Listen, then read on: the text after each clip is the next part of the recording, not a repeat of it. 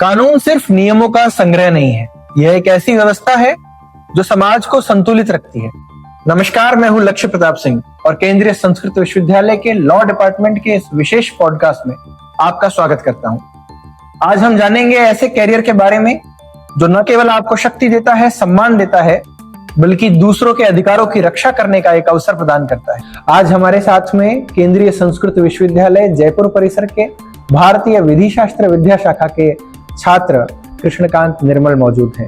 नमस्कार कृष्ण जी, आपका स्वागत है इस विशेष पॉडकास्ट में। नमस्कार लक्ष्य जी, धन्यवाद आपको। आज हमारे मेहमान का परिचय करें तो हमारे कृष्णकांत जी न केवल 12वीं में इन्होंने साइंस लेकर के पढ़ाई की, बल्कि साइंस से ग्रेजुएशन करने के बाद शास्त्री की पढ़ाई central Sanskrit university Jaipur campus से की। ज्योतिष इनका विशेष विषय उसमें रहा और वर्तमान में LLB फाइनल ईयर के छात्र हैं। आपने मूड कोर्ट, MUN जो मॉडल यूनाइटेड नेशन जैसे कार्यक्रम होते हैं, इसके अलावा कई प्रतियोगिताएं जो मॉक पार्लियामेंट, डिबेट आदि से संबंधित होती हैं, इनमें भाग लिया है।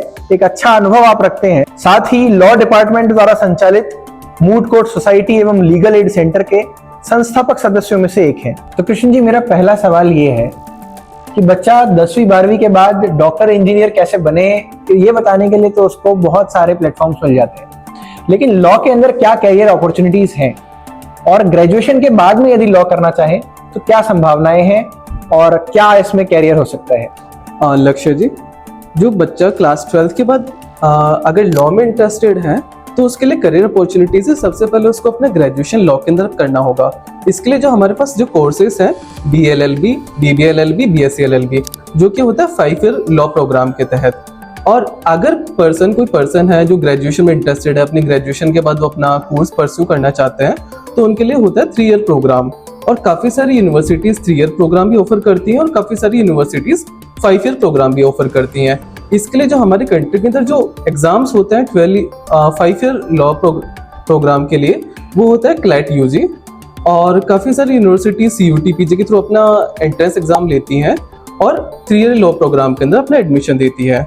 अगर हम बात करें कि लॉ को हम कैरियर ऑप्शन क्यों चूज करें as compared to the NEET और JEE एडवांस जो IITs हैं, तो ऐसे ही हमारे कंट्री के अंदर जैसे मेडिकल कॉलेजेस हैं, एम्स हैं, IITs हैं, उसी के लिए लॉ के लिए हमारे पास है नेशनल लॉ यूनिवर्सिटीज, जो हमारे कंट्रीज के अंदर हर एक स्टेट के पास यूनिवर्सिटीज, हर एक स्टेट के अंदर, जैसे आपने NLU जोधपुर का नाम सुना होगा, NLU दिल्ली का नाम सुना होगा, ऐसे ही हमारे पास टॉप लॉ कॉलेजेस है जिनके अंदर बच्चा एनरोल्ड होता है विद 12th CLAT UG के एग्जाम देकर। और इन कॉलेजेस से जाकर अपनी 5 ईयर का लॉ प्रोग्राम परस्यू करने के बाद वो किसी कॉर्पोरेट लॉ के अंदर जाता है, जुडिशरी के अंदर वो बच्चा जा सकता है, या फिर पर्सन को किसी लॉ ऑफिसर अगर वो बनना चाह रहा है, लिटिगेशन के अंदर, सुप्रीम कोर्ट के अंदर वो प्रैक्टिस करना चाह रहा है, as a high court lawyer वो अगर बनना चाह रहा है, तो मुझे लगता है लॉ आज के टाइम में काफी लुक्रेटिव फील्ड बन चुका है, जहाँ की हर कोई लॉ को फैसिनेट कर रहा है लॉ के अंदर। और मुझे लगता है कि आज के टाइम पर काफी सारे बच्चे लॉ कर रहे हैं और अपना करियर इसमें काफी ब्राइट फ्यूचर दिख पा रहे हैं। चाहे लॉ ऑफिसर बनने की बात हो या वकील बनकर के और लिटिगेशन में जाने की बात हो या जुडिशरी की तैयारी करके जज बनने की बात हो, 5 ईयर या 3 ईयर लॉ का करना अनिवार्य है। लेकिन ये जो कोर्सेज के बारे में आपने जानकारी दी, ये तो किसी भी लॉ कॉलेज से कर सकते हैं। आपने केंद्रीय संस्कृत विश्वविद्यालय से लॉ किया, तो संस्कृत और लॉ का कॉम्बिनेशन, उसका क्या महत्व है और केंद्रीय संस्कृत विश्वविद्यालय में लॉ में एडमिशन लेना, ये एक बच्चे के लिए क्वेश्चन मार्क खड़ा करता है। तो इसके जवाब में आप क्या कहेंगे? लक्ष्य जी, आपने क्वेश्चन काफी अच्छा पूछा मेरे से। आपने पूछा धर्मशास्त्र के साथ लॉ का क्या कॉम्बिनेशन है, जो आज हमारी सेंट्रल संस्कृत यूनिवर्सिटी ऑफर कर रही है। सबसे पहले हमें समझना पड़ेगा धर्मशास्त्र को। आज अगर हम प्राचीन भारत के अंदर देखें तो प्राचीन भारत की अपनी एक पद्धति थी, न्याय पद्धति, जिसके अंदर मनुस्मृति आपने देखा होगा, याज्ञवल्क्य स्मृति देखा होगा, कौटिल्य के बारे में आपने सुना होगा, कौटिल्य के अर्थशास्त्र के ऊपर। मुझे लगता है कि कोई भी सोसाइटी अगर प्राचीन में भी आप अगर देखोगे, उसकी अपनी एक लॉ का उसकी एक अपनी प्राचीन विधि रही होगी। तो मुझे लगता है अगर आज हम हमारे रूट्स को अगर टच कर पा रहे हैं, तो सिर्फ बदौलत हमारे धर्मशास्त्र के बदौलत, आज के हमारे प्राचीन ग्रंथों के ऊपर, तभी तो भारत को महान कहा गया है, तभी भारत को विश्व गुरु बताया गया है। आज हमारे कंट्री के अंदर सेंट्रल संस्कृत यूनिवर्सिटी एक पायोनियर रोल प्ले कर रही है लोगों को धर्म शास्त्र के साथ ज्वाइन करने का, उसको कंबाइन करने का, एक होलिस्टिक डेवलपमेंट के लिए कि आज जो हमारे लॉ ग्रेजुएट जो आ रहे हैं, क्या उनको वो उस नजर से देख पा रहे हैं, धर्म शास्त्र की नजर से? क्या आज हमारा ज्यूरिस्प्रूडेंस राइट आधारित है या ड्यूटीज आधारित? इन सभी सवालों के जवाब के लिए मुझे लगता है सेंट्रल संस्कृत यूनिवर्सिटी ने जो लॉ का प्रोग्राम स्टैब्लिश किया है, मुझे लगता है बहुत एक इसमें नई चीजें स्टैब्लिश करेगा। साथ ही मैं देख पा रहा हूं, अगर आप किसी लॉ कॉलेज को सर्च कर रहे हैं और आपको यहाँ पर आपको मिलता है सेंट्रल यूनिवर्सिटी के साथ एसोसिएट होने का मौका मिलता है, जहां पर आपको मिलता है LLB ऑनर्स की डिग्री एक ऐसे प्रेस्टिजियस इंस्टीट्यूट के जहां पर जिसके 12 कैंपस है ऑल ओवर इंडिया के अंदर, और आपको एक ऑनर्स की डिग्री मिलती है जहां पर आप मॉडर्न लॉ तो पढ़ ही रहे हैं, साथ में आप पढ़ने वाले हैं प्राचीन धर्म शास्त्र, प्राचीन विधि शास्त्र, जहां पे आपका ओवरऑल डेवलपमेंट होता है, आपके पर्सनैलिटी का, आपके सोचने का नजरिया का।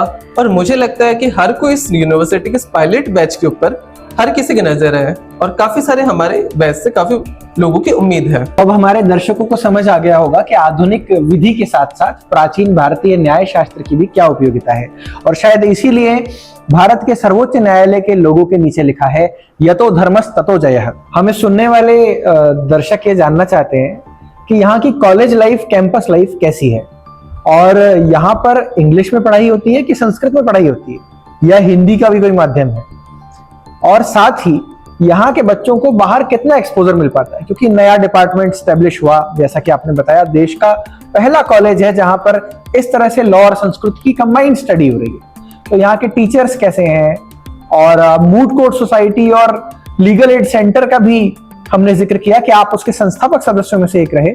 इन सब बातों के बारे में यदि आप हमारे दर्शकों को जानकारी देंगे तो मुझे लगता है उनको और लाभ मिलेगा। लक्ष्य जी, एक क्वेश्चन जो सबके माइंड में आता है कि हमारी कॉलेज संस्कृत यूनिवर्सिटी है और लॉ हमारा संस्कृत में हो रहा है, इंग्लिश में हो रहा है या हिंदी में? तो मैं आपको बता दूं इस क्वेश्चन में, जो हमारी लॉ संस्कृत यूनिवर्सिटी जरूर है, पर इसके अंदर तीनों माध्यम है। हमारे यहाँ संस्कृत के भी 2 सब्जेक्ट्स हैं, साथ में जो हमारे जो बुक्स होती है वो इंग्लिश में भी होती है और हिंदी में भी होती है। अगर कोई बच्चा संस्कृत मीडियम से अगर यहाँ पे आ रहा है तो मुझे नहीं लगता कि उसको कोई प्रॉब्लम होगी। इनफैक्ट लक्ष्य जी, मैं खुद संस्कृत बैकग्राउंड से रहा हूँ और मुझे कोई दिक्कत नहीं आ पा रही। आज मैं इंग्लिश में ज़्यादा प्रेफरेंस कर रहा हूँ, क्योंकि शायद लॉ के 2 साल की जर्नी में मैंने अपने आप के अंदर काफ़ी सारी डेवलपमेंट्स देखी और काफ़ी सारी चीज़ें देखी। और अगर आप बात करें कि हमें और क्या अपॉर्चुनिटीज़ मिल रही हैं इस लॉ डिपार्टमेंट के अंदर, क्या हमें बाहरी एक्सपोजर हमारा क्या रहा और लॉ को लेकर वो मुझे मिला, मैं आपको बताऊंगा। रिसेंटली मैंने IIT के अंदर मॉडल यूनाइटेड नेशंस कॉन्फ्रेंस हुई, उसको अटेंड करने का हमें मौका मिला। हमें काफ़ी सारे से मूड कोर्ट्स कॉम्पिटिशन्स होते हैं, काफ़ी सारे स्पीच कॉम्पिटिशन, डिबेट कॉम्पिटिशन्स या ऐसे राइटिंग पब्लिकेशन हुआ। तो मुझे लगता है कॉलेज के अंदर टीचर्स के द्वारा काफ़ी सपोर्टिव इन्वायरमेंट है। और जब भी हम HOD मैम के पास जब भी हम गए, मैम हमेशा हमारे लिए तत्पर रही, हमें काफ़ी सपोर्ट किया इन सभी चीज़ों के अंदर। और उन्हीं के बदौलत आज मुझे नहीं लगता कि कोई ऐसा इवेंट होगा जहाँ पे CSE के बच्चे नहीं जा रहे हों, वहाँ पे 1st, 2nd या 3rd प्राइज CSE के बच्चों के पास ना हो। और इस बीच में मुझे लगता है ये सब इन चीज़ों में एक्स्ट्रा करिकुलर एक्टिविटीज में अगर पार्टिसिपेट करते हैं तो ये चीज़ें आपकी पर्सनैलिटी को ग्रूम करती हैं।